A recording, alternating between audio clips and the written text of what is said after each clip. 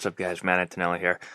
I've received a lot of questions and a lot of comments over the last couple weeks from people asking me to talk a little bit more about third base. I've talked a lot about the middle infield lately, and I've talked a little bit about third base, but a lot of people have asked me to talk a little bit more about third, talk about how they can be a little better, talk about the differences between third and the other infield positions. So I thought I'd take a few minutes today to do that because most of my career, I played in the middle infield, but I've also played a few years over at third base. And if you haven't played at third base, I will tell you that it is a lot different from the middle infield. I think every position presents different challenges, and you'll have to learn new things playing different positions. So today I just want to hit on a couple of the top things. I could talk for hours about third base and the nuances of it and all different types of things, but to break it down as simply as I can, I really think there's three things that stick out in my mind when I've gone over to play third base that are different from other positions. I think the first thing and the biggest thing is a lot of times it's just a quick reaction.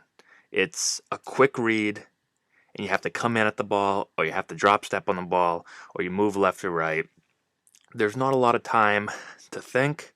A lot of it's reaction. When you play the middle infield, a lot of times the ball's hit. You get around the ball. You have time to get your footwork right. At third base, it's very reactionary. It's make a quick move and try to catch the ball. You don't always get the hop you want. You don't always get to set your feet up the way you want. You don't get to get around the ball. A lot of times it's just see the ball, catch the ball. That's how quick it happens. That's the first thing. And to help with this, I would say go with your initial read. You have to make a quick read. A lot of times where you get in trouble at third base is when a ball has a lot of topspin on it, and all of a sudden we don't know, should we charge it? Should we back up? What do we do? And we kind of freeze like a deer in headlights, and then we take one off the chest because we don't know what to do and we get caught in between. The ball comes up on us, hits us in the chest. And, sometimes you won't get an error on that because it looks like a tough play, but we didn't know what to do and we made it harder than it should have been. So that's the first thing is make a quick read and go with your read, go with your gut instinct. If it tells you to charge the ball, well then charge it and go with it. If it tells you to drop step, well then drop step and go with it. Don't get caught in between because that's going to make it really, really tough. The second thing goes with this first thing.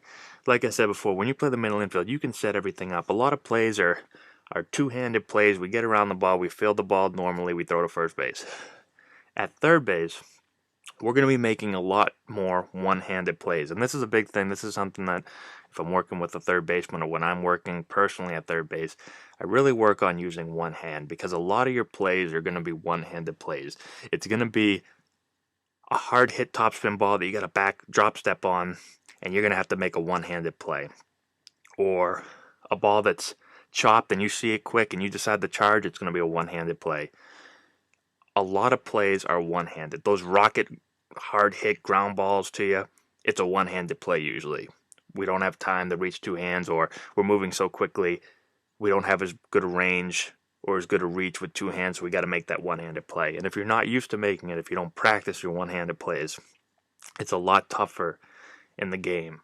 A lot of players, a lot of younger players are comfortable with always fielding two hands, or they're always taught field two hands. But at third base, if you watch third basemen play, a high percentage of the balls that they catch are one-handed plays. So it's something you need to work on, practice, get used to using that one hand.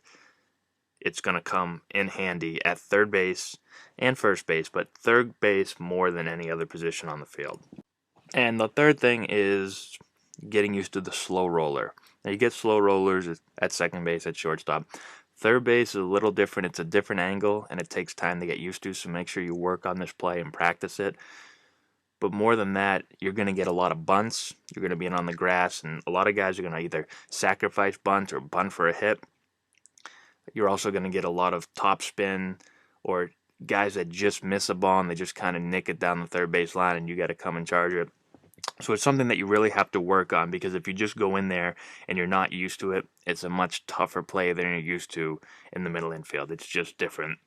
So make sure to use your glove on basically all balls that are rolling. If the ball's almost stopped, then you can go bare hand. When you're throwing the ball, when you field it, think about throwing the ball more sidearm 3/4. It's very tough to field it and come all the way over the top from that angle. A lot of times you'll throw it straight into the ground. So work on fielding it and throwing it a low 3/4, and work on aiming towards the right side of the first baseman, towards his right shoulder. The ball's always going to tail back into the runner. So something I've found useful is just to aim more towards the right, even beyond the right shoulder of the first baseman, because the ball's always going to tail back to him if you're throwing a little bit low 3/4. Now, in future videos, I'll take a little bit more time. I'll go in depth with all of these three things, and we'll talk more about them and get into more specifics. But for right now, I just want to kind of answer everyone's question quickly about the differences, and then we can break it down from there on a later video. So I hope this helps out. If you have any more questions, keep sending them in. I'm trying to get to as many as I can over the last few days. So thanks a lot, guys. I hope this helps you out, and good luck.